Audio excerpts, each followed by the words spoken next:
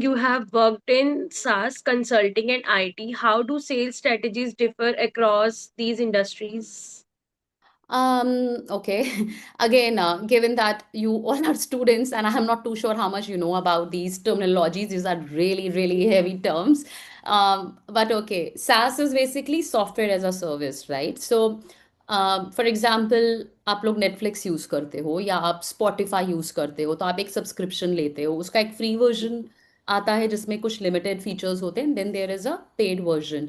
SaaS is something where you are not buying a product, but you are actually paying a subscription value to the vendor.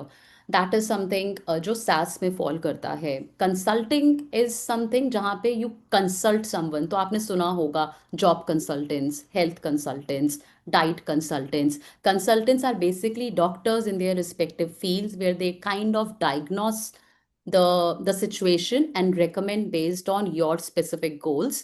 And IT is something which IT can be a part of SaaS and consulting both. How it differs is I honestly don't see a lot of difference in the strategies. How it differs is, if I have to answer, is maybe I mean okay, churn.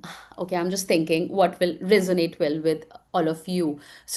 So be it SaaS, be it consulting, be it IT, again, like I've mentioned earlier, as long as you are trying to solve a real problem for your client, you it doesn't matter what product you are selling. Your strategies will change on the basis of the market, on the basis of आप किसको बेच रहे हो.